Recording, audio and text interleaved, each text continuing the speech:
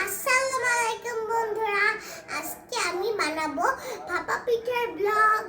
কারণ আমার স্কুল থেকে আসার সময় ভাপা পিঠা খেতে মন চেয়েছিল, এই জন্য আমি এখন ভাপা পিঠা বানাচ্ছি। এখন আমাদের সাথেই থাকুন। নিয়ে নিচ্ছি চালের গুঁড়া, চাল আর গুঁড়া চালের মিক্স গুঁড়া। পিঠা অনেক মজা এবং নরম হয়। দিয়ে নিচ্ছি লবণ এবং গরম পানি। পিঠা মাখানোর এই আটাটা মাখানোর একটু নিয়মটা অন্যরকম, মা আমাকে শিখিয়ে দিয়েছে।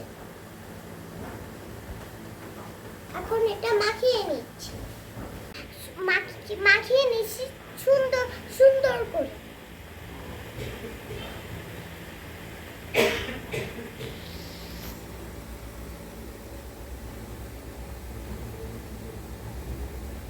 মাখানো শেষ, এখন এটাকে ছেলে নিব।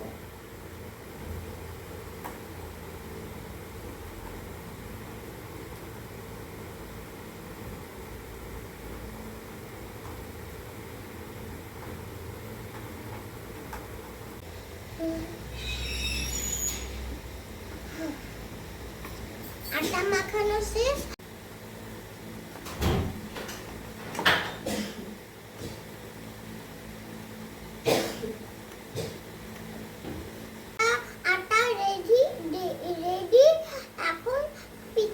পিঠা বানানো শুরু করব। পিঠা বানাতে আমাদের লাগবে নারকেল ও খেজুরের গুড়।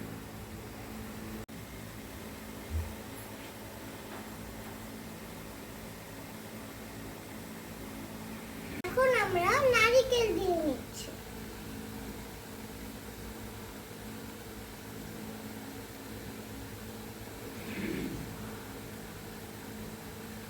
এবং খেজুরের গুড়।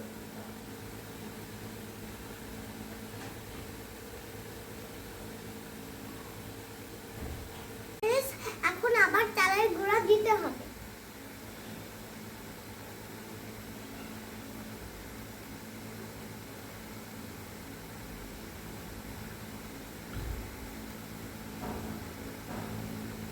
এখন এটাকে কাপড়ে মুড়ে নিতে হবে।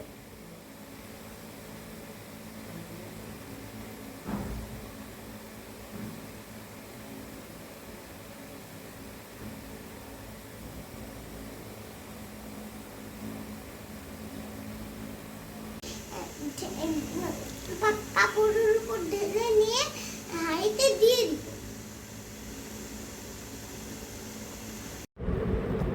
এখন ভাপা পিঠাটা দিয়ে দিচ্ছি আর এবং সাথে চিতল পিঠা।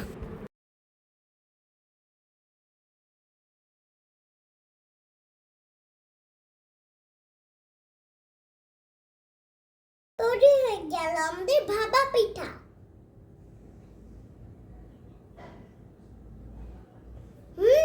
আমার হাতের ভাপা পিঠা দারুণ হয়েছে। দেখা হচ্ছে।